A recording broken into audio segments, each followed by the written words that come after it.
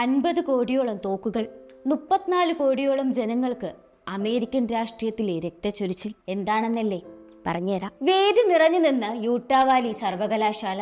ആയിരങ്ങൾക്ക് മുന്നിൽ പ്രസംഗിക്കാനെത്തിയ അമേരിക്കൻ വലതുപക്ഷത്തിന്റെ പുതിയ മുഖം, ട്രംപിന്റെ വിശ്വസ്തനായ അനുയായി ചാർലി കിർക്ക്. ഭാവി പ്രസിഡന്റ് സ്ഥാനാർത്ഥി എന്നുവരെ വിശേഷിക്കപ്പെട്ട യുവ നേതാവ്. എന്നാൽ ചോദ്യം തീർന്ന നിമിഷം വെടിയൊച്ച മുഴങ്ങി.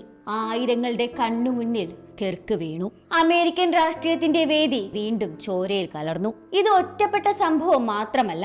കഴിഞ്ഞ വർഷം ട്രംപിന്മേലുണ്ടായ വെടിവെപ്പും ഡെമോക്രാറ്റിക് നേതാക്കളുടെ വീടുകളിലെ ആക്രമണങ്ങളും എല്ലാം ഉദാഹരണങ്ങളാണ്. പെലോസി വീട്ടിലെ ആക്രമണവും എല്ലാം ചേർന്നാണ് അമേരിക്ക വീണ്ടും ഗൺ കൾച്ചറിന്റെ ദുരന്തം നേരിടുന്നത്. തോക്കുകളുടെ രാജ്യമാണ് അമേരിക്ക. നമ്പറുകൾ പറയുന്നത് 34 കോടിയോളം ജനങ്ങൾ, എന്നാൽ തോക്കുകളുടെ എണ്ണം 50 കോടി.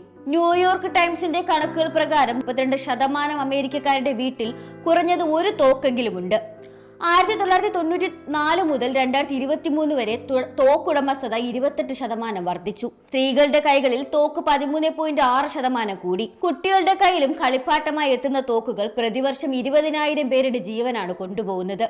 അമേരിക്കൻ വിപ്ലവത്തിൽ നിന്നും അടിമത്ത കാലത്തേക്കും അങ്ങനെ തന്നെ കൗബോയ് സംസ്കാരത്തിലേക്കും തോക്കുകൾ അമേരിക്കക്കാരുടെ ജീവിതത്തിലേക്ക് വളഞ്ഞു കയറിയ കാലമാണ്. 1791 ഭരണഘടനാ ഭേദഗതി ജനങ്ങൾക്ക് തോക്ക് കൈവശം വെക്കാനുള്ള അവകാശം ഉറപ്പിച്ചു. അതിനുശേഷം തോക്ക് സ്വാതന്ത്ര്യം എന്ന ആശയം അവിടുത്തെ സമൂഹത്തിൽ വേരുറച്ചു.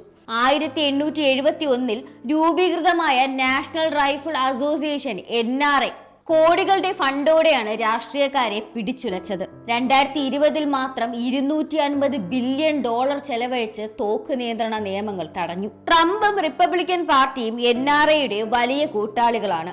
ലിങ്കൺ മുതൽ കെനഡി വരെ അമേരിക്കൻ പ്രസിഡന്റുമാർക്കും സ്ഥാനാർത്ഥികൾക്കും എന്തിന് അവർക്ക് നേരെയുള്ള വെടിവെപ്പുകൾ ചരിത്രം പറയുന്നതാണ്. 1865 ലിങ്കണിന്റെ വധം, 1901 മക്കിൻസിന്റെ വധം, എല്ലാം കൂടി 1963 കെനഡിയുടെ രഹസ്യമായ കൊല. അമേരിക്കൻ രാഷ്ട്രീയത്തിൽ ചോരയുടെ തുടർച്ചയായ കഥകളാണിത്.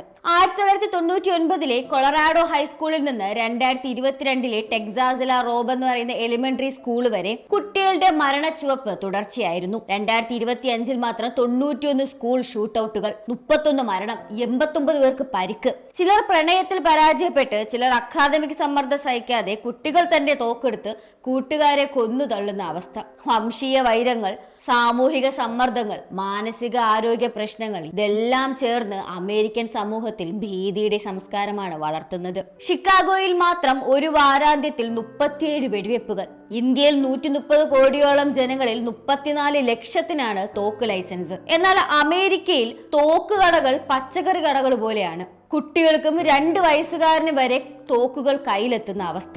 ലോകത്തിലെ ഏറ്റവും വലിയ കരിഞ്ചന്തയാണ് അമേരിക്കൻ തോക്ക് സംസ്കാരം. ചാർലി കിക്കിന്റെ വധം ഒരു രാഷ്ട്രീയ കൊല മാത്രമല്ല, അമേരിക്കൻ സമൂഹത്തിന്റെ അല്ലെങ്കിൽ അമേരിക്കൻ സമൂഹ രോഗത്തിന്റെ പ്രതീകമാണത്. ഇപ്പോൾ എന്റെ വക ഒരു ചോദ്യം, ഈ ഗൺ കൾച്ചറിന്റെ രക്തപ്പാടുകൾ തുടയ്ക്കാൻ അമേരിക്കക്കാർക്ക് കഴിയുമോ?